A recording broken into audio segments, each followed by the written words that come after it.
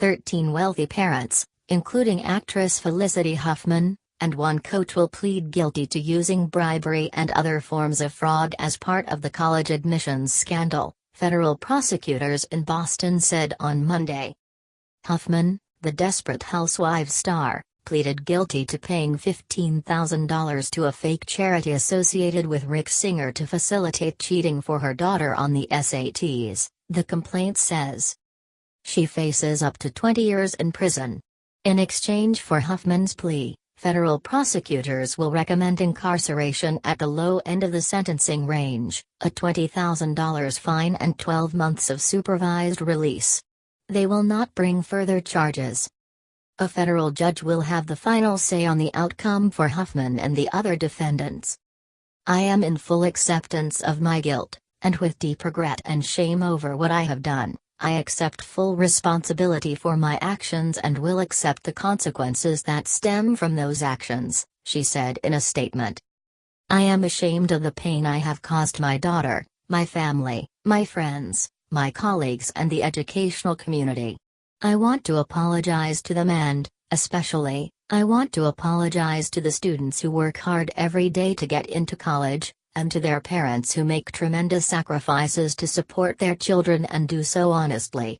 My daughter knew absolutely nothing about my actions, and in my misguided and profoundly wrong way, I have betrayed her. This transgression toward her and the public I will carry for the rest of my life.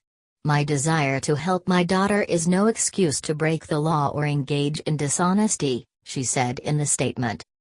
Huffman, Gregory, and Marcia Abbott, Jane Buckingham, Gordon Kaplan, Robert Flaxman, Augustin Hunius Jr., Marjorie Clapper, Peter Jan Sartorio, Stephen Sempervivo and Devin Sloan were all charged with one count of conspiracy to commit mail fraud and honest services mail fraud and have agreed to plead guilty, prosecutors said.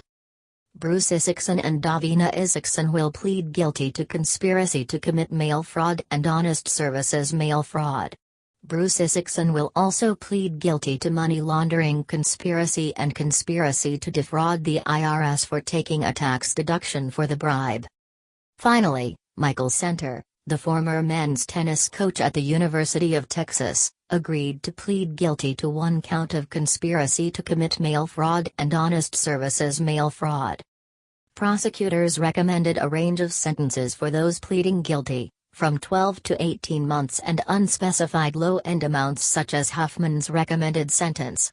Rick Singer, who ran a college prep business, masterminded what prosecutors called the largest college admissions cheating scheme ever prosecuted in the United States.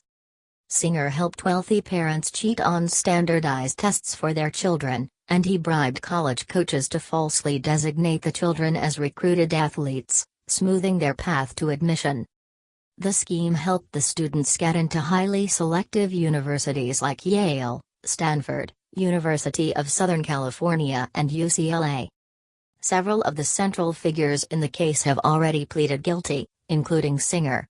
Yale women's soccer coach Rudy Meredith, who accepted a bribe to help a student get admitted, and Mark Riddle, who cheated for the students on the SATs and ACTs, have agreed to plead guilty and are cooperating witnesses for the prosecution. John Van Demoer, Stanford University's former sailing head coach, has also pleaded guilty to conspiracy to commit racketeering. But a number of the defendants in the case have given no signs of a coming guilty plea, including Full House actress Lori Loughlin and her husband, fashion designer Massimo Giannoli. Loughlin and Giannoli allegedly agreed to pay bribes totaling $500,000 in exchange for having their two daughters designated as recruits to the USC crew team, easing their acceptance to the school. What Huffman did. The criminal complaint says Huffman and Singer exchanged multiple emails about how to get extra time on her daughter's SAT.